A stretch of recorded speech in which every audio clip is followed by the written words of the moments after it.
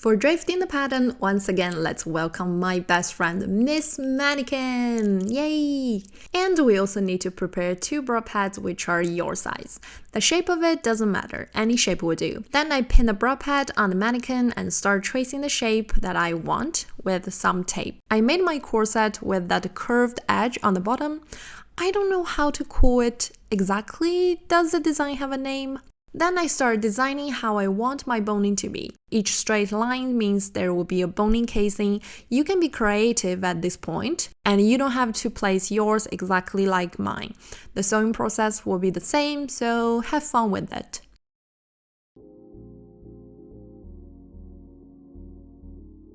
I also separate the bra pad into 3 sections. This way I will have the perfect bra patterns that I can also use for other projects. After we're done with tracing, we can transfer the pattern to the fabric. I use the sheer white muslin so I can see the line underneath it.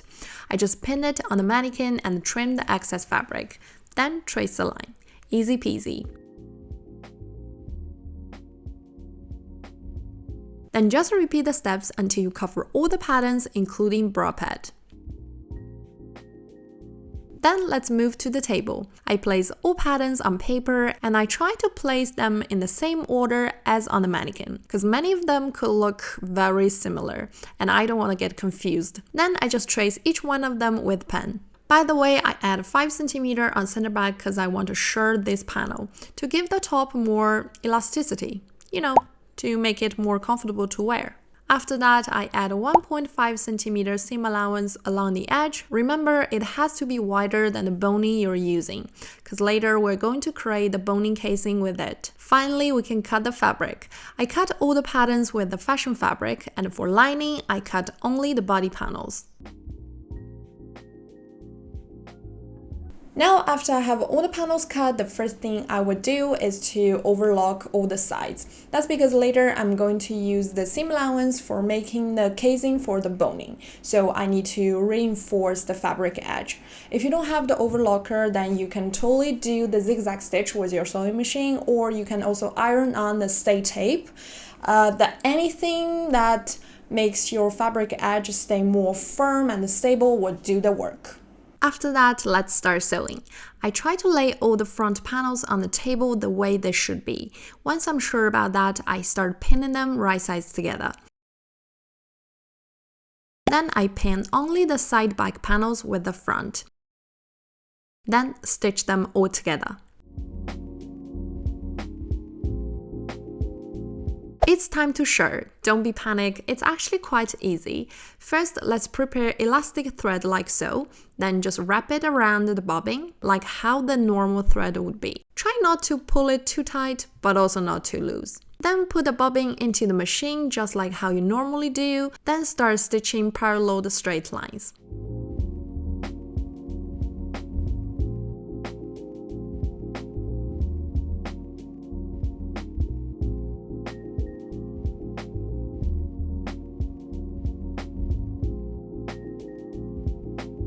Once you finish, then iron it. Don't press the iron directly on it, but use the steam. You will see the shirring will get tighter and nicer.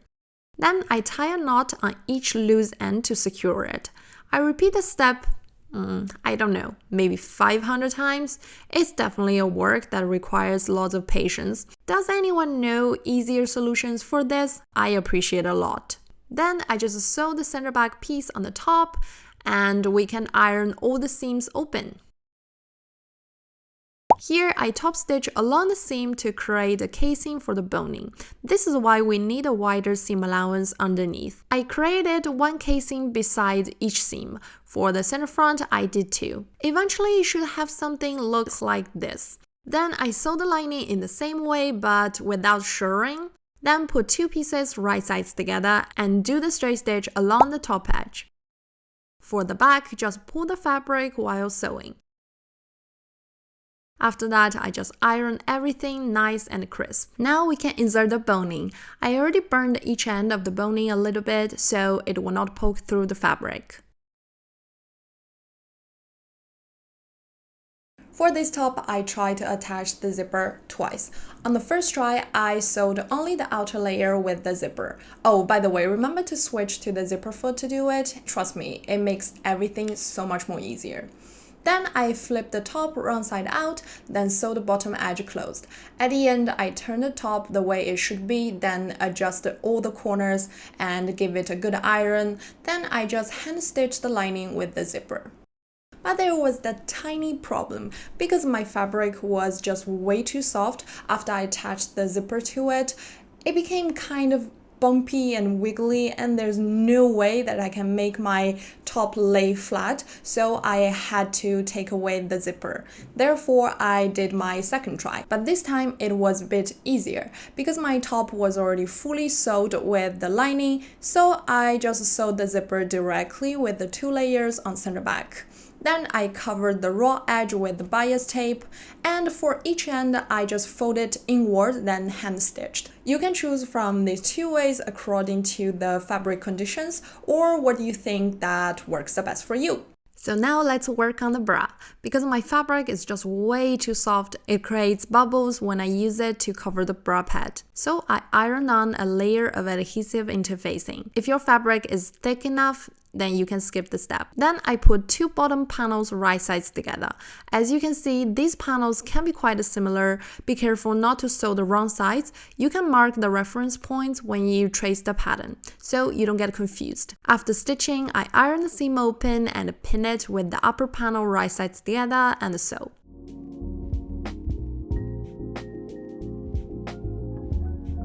Once it's ready, we can use it to cover the pad. First, find the inside of the bra pad, then pop it out, and pin the cover on the top of it with the wrong side facing out, then stitch along the edge.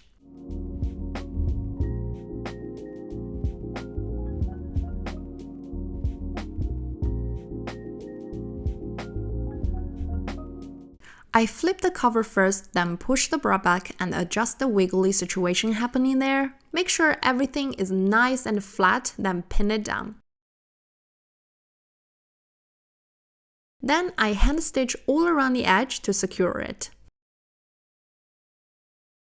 Then I pin the bra pad back to the mannequin. As you can see, I already trimmed all the excess fabric. And you also need to pay attention to the direction of where the pad is heading. Try to adjust it as close as how it will be on the corset, so the drape will lay on your body as you designed. Now let's drape. It's actually really easy. Just make the pleats on the side and pin it down on the bra. Keep going until you feel happy about it. Before you take it down, remember to do some loose stitches on the fold. Then trim the excess fabric. Take a look from inside. As you can see, I just roughly stitched the end. Just make sure the fabric will stay at the right place. I mean, no one's going to see from inside.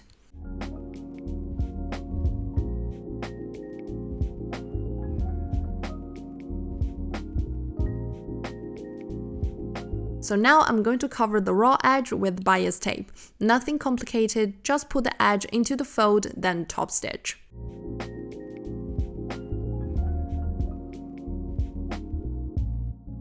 Now we can assemble the bra and the body. I tied the drape in the middle so you can see more clearly. I placed the 2 pieces together. Make sure the white edge of the bra is fully covered. Then do the top stitch along the underbust edge.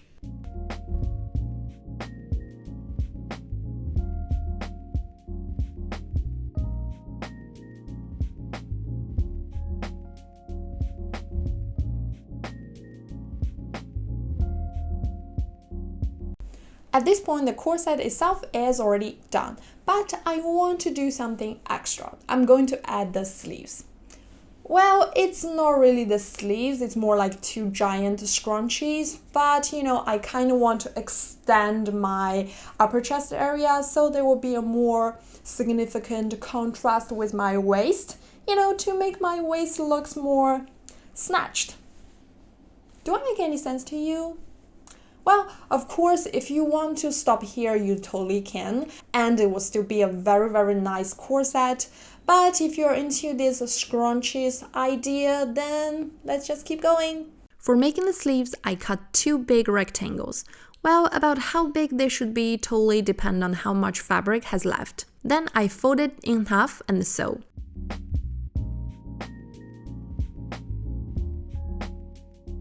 Then prepare the elastic band. I use the one 3 cm wide because it's more stable. The length of elastic band is about half of the fabric. Then put the sleeve that you just prepared on top of it and stitch on the seam. Keep pulling the elastic band underneath to line up with the fabric. Then the gathering will appear naturally.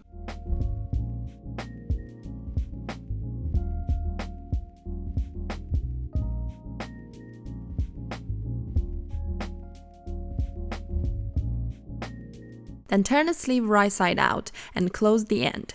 I did that by pinning 2 ends of the sleeve right sides together and then use the sewing machine to stitch. Of course, there's no way the ends can be closed completely, just sew as much as possible. Then hand stitch what's left.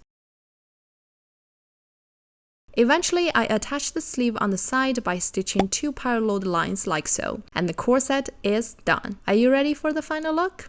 Let's go! Another lazy afternoon, the clouds covered in gray, third coffee of the day. Almost fell asleep on Zoom, I yawn at the display, third meeting of the day.